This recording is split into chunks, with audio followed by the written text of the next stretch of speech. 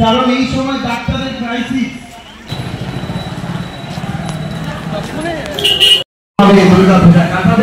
সকলকে আমার আন্তরিক শ্রদ্ধা নমস্কার জ্ঞাপন করি। ওনাকে সান্দুদাকে ছড়িয়ে দিয়ে ওইখানে বসা, সান্দুদাকে তাকে আসন গ্রহণ করতে অনুরোধ। উত্তরীয় ছড়িয়ে দিয়ে বরণ করে নিচ্ছে সম্পাদক সঞ্জয় মালাকার।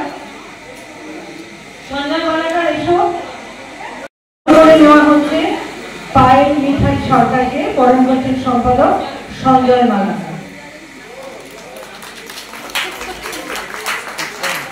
পুষ্পস্তবক তুলে দেবেন সম্পাদক শ্রী সুব্রত চট্টোপাধ্যায়। সবাই করতালিতে অভিনন্দিত করি। আমরা আসুন। মাননীয় অতিথিবর্গ, স্বামীজি এবং আদর অঞ্চলের সম্মানীয় নাগরিক, 100 বছর কষ্ট করা এই সার্বজনীন শ্রী শ্রী দুর্গোৎসব সমিতির প্রাঙ্গণে ভীষণ ভালো লাগছে যে আমাকে এখানে আমন্ত্রণ জানানো হয়েছে, তাও আবার একটা বিশেষ দিনে। একে তো মহালয়া, তার উপর আবার শতবর্ষ। তাই আপনাদের সকলের কাছে আমার একটা বিনীত নিবেদন যে আপনারা সকলে মিলে একটু করজোড়ে হাততালি দিয়ে এই সুন্দর পুজো মণ্ডপকে মুখরিত করে তুলবেন। আর যারা কর্মকর্তারা আছেন তাদেরকে আমি বিশেষ ধন্যবাদ জানাতে চাই। বিশেষ ধন্যবাদ জানাতে চাই আমাকে এখানে আমন্ত্রণ করার জন্য দীপঙ্কর পণ্ডিত, ওরফে যাকে আপনারা গোপাল নামে চেনেন তাকে। আর এখানে আমার যত বয়োজ্যেষ্ঠ মানুষরা রয়েছেন, আমার মা, কাকিমা, আমার মাসিরা এবং তার সঙ্গে সঙ্গে যে মানুষগুলো যারা এত সুন্দর সুন্দরভাবে মহালয়ার দিনে সুন্দর সুন্দর জামা কাপড় পরে সাজগোজ করে এখানে উপস্থিত হয়েছেন, তাদের সকলকে এবার এখানে পৌঁছে। আরো একটা কথা যেটা না বলেই নয়, আজ খুব বিশেষ একটি দিন আমার কাছে, বিশেষত আজ T2 টেলিগ্রাফ T2 পেপারে আমার ফ্যাশন শুট রিলিজ হয়েছে সকাল সকাল।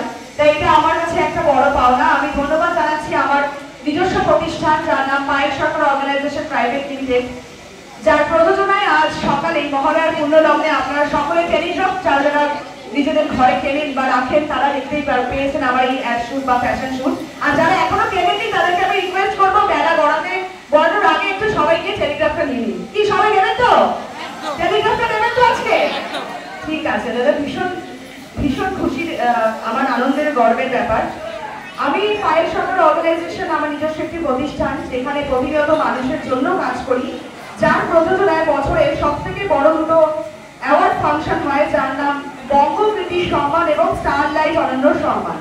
বঙ্গকৃতি সম্মান এবং স্টারলাইট সম্মানের বিশেষত্ব হলো সমাজের সেই সমস্ত মহিলাদেরকে নিয়ে কাজ করা যারা স্বাবলম্বী হওয়ার জন্য প্রতিনিয়ত লড়াই করে, যেমন আর্সিকাটা আক্রান্ত মহিলারা, যেমন ট্রান্সজেন্ডার সম্প্রদায়ের মহিলারা, যেমন ডোমেস্টিক ভায়োলেন্স অর্থাৎ যাদের ওপর শারীরিক এবং মানসিকভাবে অত্যাচার করা হয় সেই সমস্ত মহিলারা, এবং বিশেষত শারীরিক এবং মানসিক প্রতিবন্ধী যাদেরকে আমরা বলি স্পেশাল চিলড্রেন বা স্পেশাল চাইল্ড, তাদেরকে নিয়ে প্রতিনিয়ত কাজ করা, লড়াই করা, তাদের নিয়ে সার্ভে করা, এটাই পায়েল সরকার অর্গানাইজেশনের মূল লক্ষ্য এবং তাদেরকে আশার আলো দেখানো।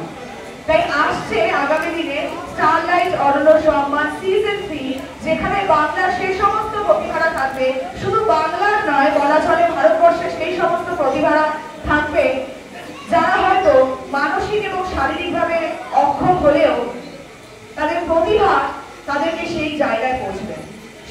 সেই সম্মান, সেই মঞ্চের নাম হচ্ছে স্টারলাইট অনন্য সম্মান সিজন 3। সবাইকে আমি সেখানে উপস্থিত হওয়ার জন্য এখন থেকেই আমি অনুরোধ এবং আমন্ত্রণ জানালাম।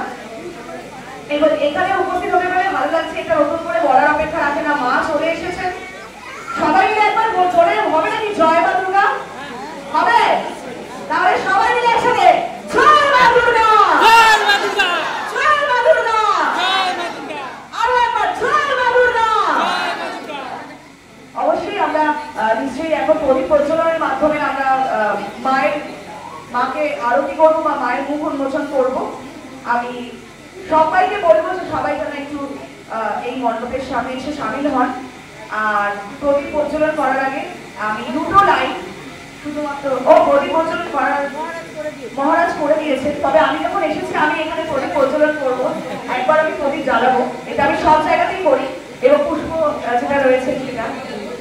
তবে প্রদীপ প্রজ্বলন করার আগে আর একটা লাইন না বলে নয়, এসো আলো এসো হে তোমায় সুস্বাগতম, তুমি যে সত্যম, তুমি যে শিবম, তুমি যে সুন্দর